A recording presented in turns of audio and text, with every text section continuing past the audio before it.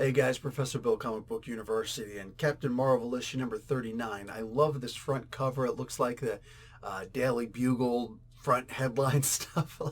Stupid little things like this. I don't know what it is. It's a very different looking comic book cover, and yet it's so clearly her, right?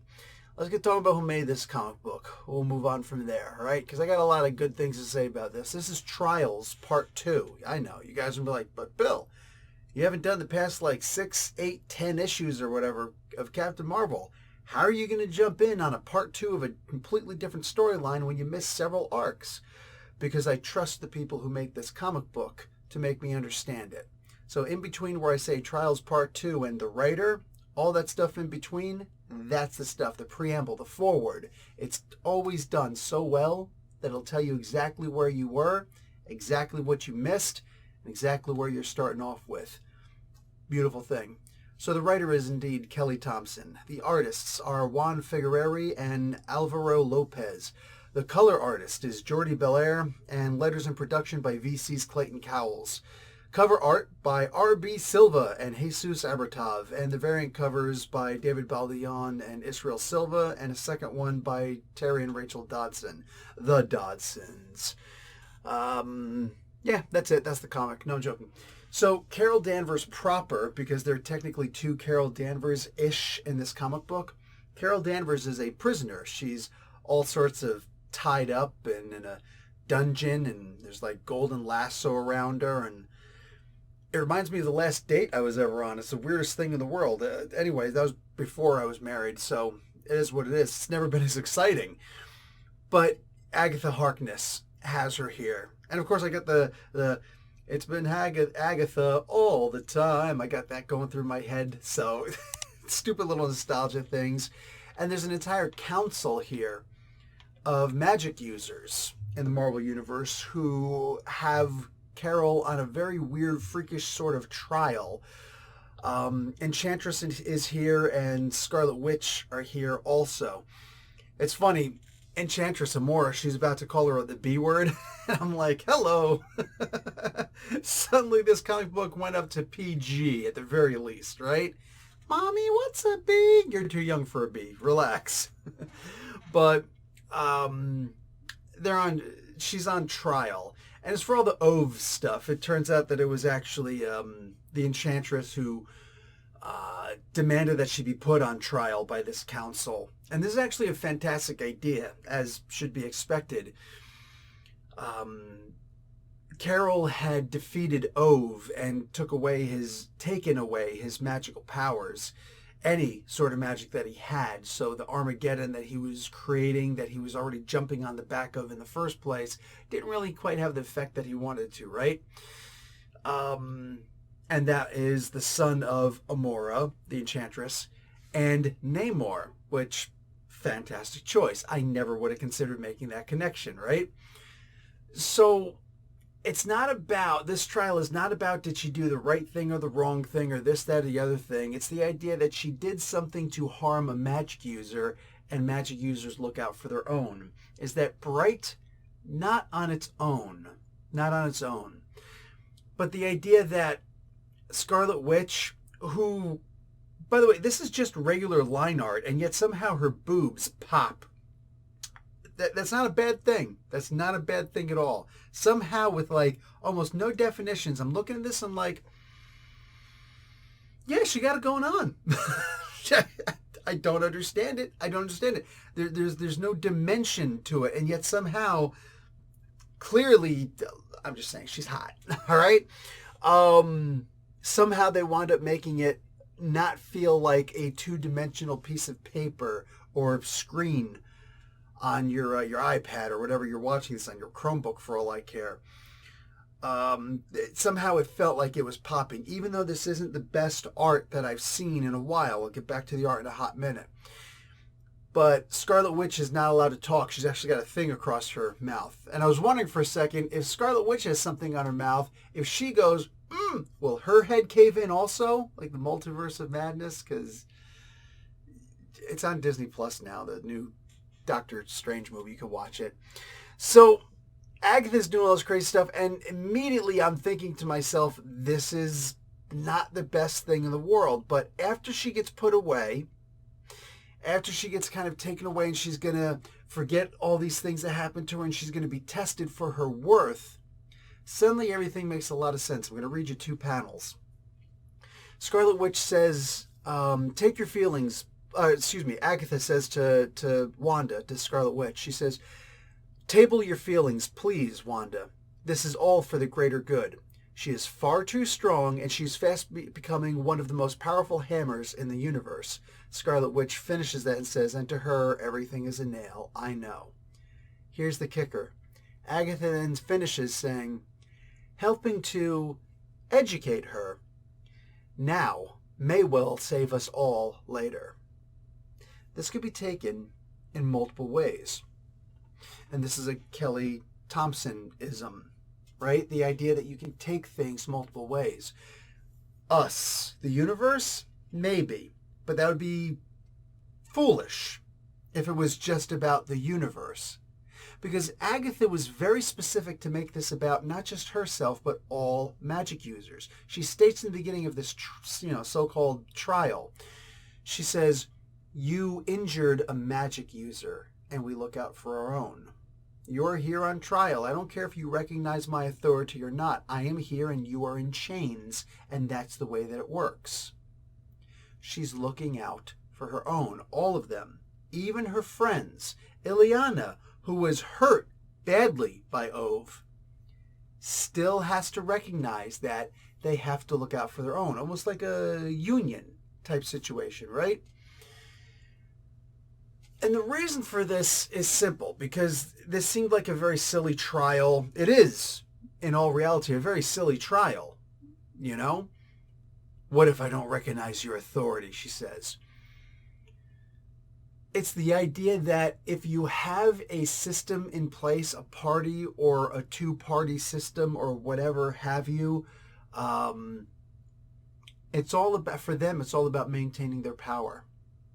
And they will hurt and demoralize whoever they have to hurt and demoralize in order to get their point across, to make sure that we stay satiated with who and what is in charge.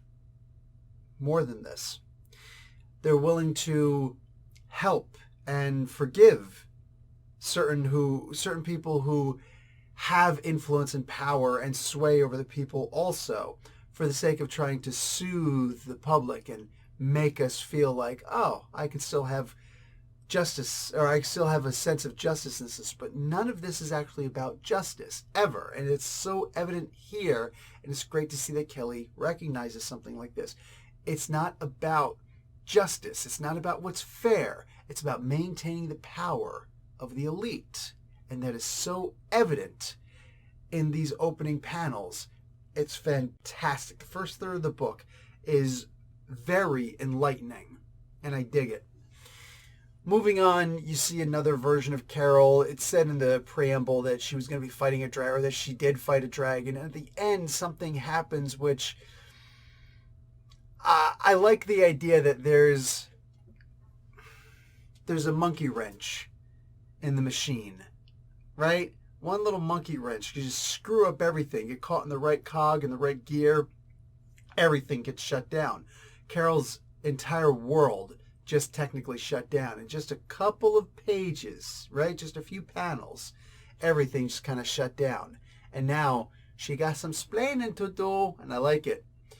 The other version of Carol Danvers, and I have no idea who this is. Oh, is that a sandwich? Carol Danvers goes and meets up, quite inadvertently or not, with Jessica Drew, Spider-Woman, the original Spider-Woman, who is eating a very delectable sandwich. I mentioned this because my mouth started watering looking at this, because this is a nice looking sandwich, right? I'm not usually a ham fan. I'd rather have some meat, some roast beef and turkey on my sandwich. But I'm saying this looks like a good sandwich where I'm sitting. I like how the art shifted. It almost felt like a new artist was brought on. I don't think that was the case, but it's good to see whether someone is able to change their art style, or you just have somebody else come on and finish this part of the story, or tell this side of the story, like the Earth stuff, right? Remember, Kelly is using the Star Wars type trope, the Star Wars idea of, in all of their movies, there's on average 3 things in the climax at the very least happening at the same time, right? Return of the Jedi. Here's the people on Endor trying to shut down this shield generator. Here's the people up here in space waiting for the shield generator to be shut down, but they've got to get away from the Star Destroyer, which is fully operational. And those Star Destroyers will last longer against those Star Destroyers than we will against that Death Star, right? And they're trying to survive. And then there's stuff that's happening on the Death Star with Luke and Vader and the Emperor, right? 3 different things happening essentially simultaneously, right? That's the Star Wars. That's the thing that Star Wars usually tries to do nowadays in order to continue that feeling of epicness going on. There's so much going on, and we can understand it, but it's not too much that we're confused by anything, right?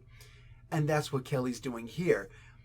But it's completely cordoned off. Instead of going a couple panels here, a couple of pages here, here's a half a page of this. Right now, here's this, and this stuff is happening here, and here's what's happening down here. Digging on this, absolutely digging on it. Excuse me, because the story is taking us through a story, and it's the story of the plot, right? And when you change the art, it genuinely feels like a new director has just come walking in. Right? At the very least, a new filmographer. So they're trying to figure out some things, and then some things happen. I'm not going to sit here and spoil the whole freaking comic book with you. Feel free to go out and purchase it for yourself. That being said, I really dig the idea that the voices are different. And this is stuff that I read this comic book and I'm remembering. Kelly Thompson does that. I was just talking with Marguerite Savage, who did the Gem and the Holograms with her, and she's a very fun chatterbox, you know, not saying it in a bad way at all. And you guys, if you saw my interview with Kelly Thompson, yeah, she will talk, and nothing is fluff. Nothing is fluff. There's something in every single thing that she's saying. It's just the idea that she can just rattle it all off so expertly. It's like, dude, I can't make my tongue move that fast. You know what I'm saying? And she's just, I'm like, bam, done. And that comes across in her writing also. And you feel, you recognize the different voices. If for some reason your comic book went blank, except for the words, you may not know necessarily who's talking, but you will be certain when someone else is talking, right? When 2 different people or 3 different people are in the room talking with each other in a Kelly Thompson book. She's always had that power to be able to diversify the language being used by the characters in her books. Absolutely love that she's able to do that. And it seems so damn effortless at this point. Am I wrong? This was a fun book. Also, again, I have to comment on the art. I said that my mouth was watering at the sight of that sandwich. My mouth started watering also when Binary turned into Carol Danvers, because that was actually when Carol Danvers turned into Binary before she turned into Captain Marvel. You'll understand when you read the book. It was really beautiful seeing her face, like half of it in the Binary form and half of it turning into the Captain Marvel uniform, right? I really dug on this. And again, the art, absolutely fantastic. This was a really good and complimentary book, and I wanted to actually go back to the beginning of this, the page that states who's who and what's what.